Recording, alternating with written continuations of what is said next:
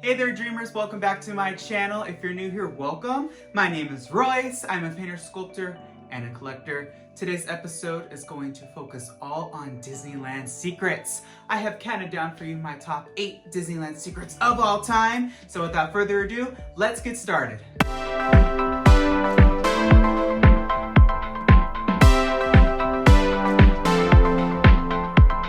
Alright everyone, let's get started with number 8. From Epcot, we have a very fun figure that flew across the country. That's right, I am talking about everyone's favorite dragon, Figment. He now has a new home in Disney's California Adventure in Mission Breakout, and this is going to be probably one of the more fun Easter eggs in this list. Up above in the old lobby of the Hollywood Tower Hotel, you are going to see a Figment figure. Fun fact, I remember during the production of this attraction, I remember Figment coming in to the animation figure finishing shop to get a nice repaint, and I was so curious, like, why is he here? What's happening? Is it coming to Disneyland? I was so excited, and I had to keep it hush, but little did I know at the time that he was going to be reused for an attraction. I was very confused by that. Even during the retheme and the upgrade to the Yeti animatronic, one stayed here and I was like, what's going on? And it's so funny, during production of a lot of things. So I worked under Walt Disney Imagineering Anaheim, who is mainly a maintenance-based team. So we are responsible for enhancements and refurbs, and we work hand in hand with production and with new attractions, but a lot of times, like, they won't tell us the whole story. So I was like, what's Figment doing here? So next time you're at Mission Breakout, look up above, keep an eagle's eye out for this fun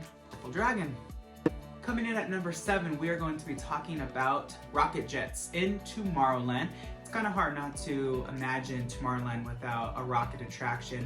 It was so iconic, way up above in its old spot, which I think is better up there. Its new location in front of Tomorrowland is a beautiful kind of icon for the land. But as you can see, the entire attraction got a refurb and a refresh and a redesign. So what happened to all the old rocket jets? Well, a lot of them did get sold to collectors and to auction houses. A couple are in the archives, but a couple are still in Tomorrowland. So at the end of Buzz Lightyear Astro Blasters, you will see a gift shop. Now in this gift shop, there are going to be a lot of toys, but if you look against the wall, you are going to see some beautiful looking kind of cases that are obviously showcasing items for sale. If you look closely, they are old rocket jets. Now these rocket jets were there long before Buzz Lightyear came into the picture, but they got rethemed and repainted to fit with his theme. Also, Tomorrowland history over here, if you look at the cash register base in that gift shop, you are going to see old people mover cars. So for me, that gift shop is not only a Buzz Lightyear gift shop, it's almost like a Tomorrowland museum. It's so neat. Be sure to check those out next time you go. So coming in at number 6, let's head over to Disney's California Adventure, Ariel's Undersea Adventure, and let's look up. Yes, if you look up at the facade, you are going to see a beautiful bronze statue of King Triton. Now this statue has a history at Disney. Yes, he lived at the Disneyland Resort long before Ariel got her attraction in Ariel's Grotto. So Ariel's Grotto existed in the exact location where Pixie Hollow is now, and there were 2 bronze statues that I know of in that old attraction, and that was one of King Triton and one of Ariel. The one of Ariel still sits in the archives, but King Triton got pulled out of the archives and put up there in the building, looking very majestic. It is such a nod to the past, and I'm so happy that he got reused in such a clever way. Alright, coming in at number 5 is going to be one that's kind of my favorite, and this is going to focus on Tarzan's treehouse, or at least what it was. As you know, it's being refurbed and rethemed right now, but let's focus on during its time as Tarzan's treehouse.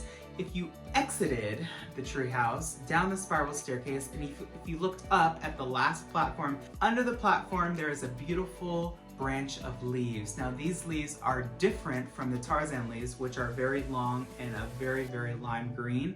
These are the original leaves to the Swiss Family Robinson treehouse. It's kind of like one of the last nods to it. I love when Disney does this. So next time you are exiting the attraction, whether it be Encanto or Tarzan, when you're exiting down the treehouse, keep an eagle's eye out for that branch of old vintage Swiss Family Robinson leaves. Number 4 is going to be a very fun one. I know a lot of people know in Critter Country, in the old Winnie the Pooh attraction, if you look up, there are going to be 3 heads from the old Country Bear Jamboree attraction. But a lot of people don't know is that we actually had a copy of those heads in our figure finishing shop. So I thought to myself, well, if there's one in the archives and there's one there, which ones are which? So I asked.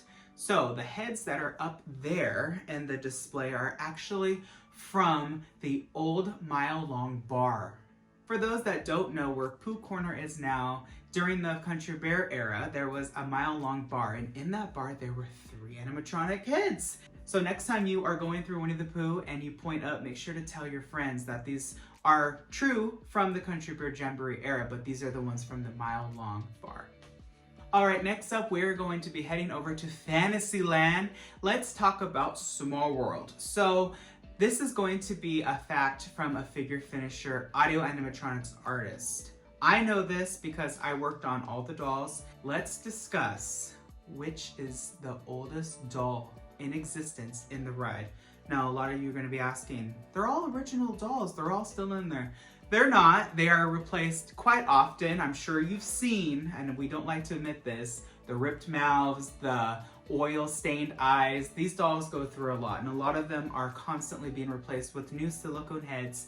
But the oldest dolls currently there in the ride to this day, we are going to be heading over to the Mexico scene. We are going to be looking over to the left at the beautiful Brazilian display. It's a 2-tier display, and on the top tier, we are going to see 5 dolls. These dolls are the oldest dolls in the ride. I did refurb the guitar player in that particular set back in 2016, but the other 4 are original. And you can tell the older heads have more of a flatter smile and nose opposed to the new ones where they kind of pop out a little bit more.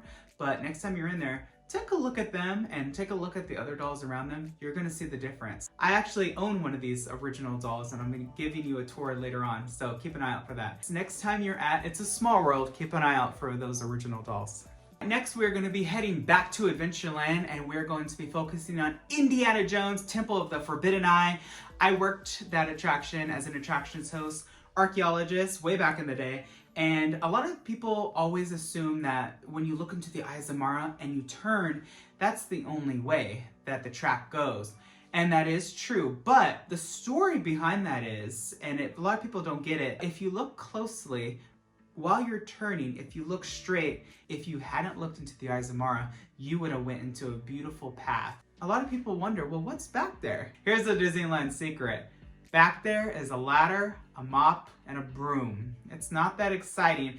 There is a ladder back there because if there is an evac of that attraction, those Jeeps are very, very high, and we actually have to push a ladder to the Jeep to get people to be able to walk down. So if anybody's ever wondering, well, if we hadn't looked into the Eyes of Mara, where would we have gone? Well, you would have went to a broom closet. Now you know, and that's a really fun Disneyland secret. Last but not least, we're going to talk about the Matterhorn. I think this is probably the oldest and most iconic Disneyland secret. I got to be able to go up to the Matterhorn quite a bit of times during my figure finishing days, and I'm going to tell you what's up there. And there is, in fact, a basketball court. It's not so much a court or a half court, it's more like a hoop, and it's a very, very, very old hoop, and it's very neat up there. There is a gigantic motor.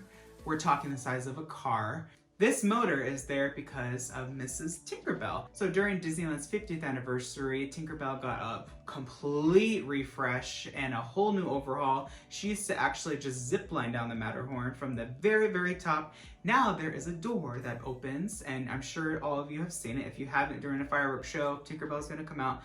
Look up there, you'll see a little black little hole at the top. So the majority of the space up there is used for her motor that takes her up, down, and all around the castle. There's also a little dressing room where her head is stored along with her wings, costume, and wand.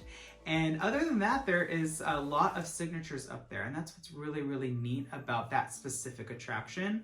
There's not another attraction out there I know of that everyone signed a pole, a beam, a wall like they have here. We got to sign a lot of the beams for the highest point in Star Wars Galaxy's Edge. We got to sign a beam for Cars Land, but this one above all is the most historic. You can't go in there and look around. There's so many signatures. I signed the beam that goes straight up to the base of the basketball hoop. So keep an eye out for that. I signed it in 2013. I don't remember the date, but it's just one of those attractions that it's so iconic, it's so tall, and now you know what's up there.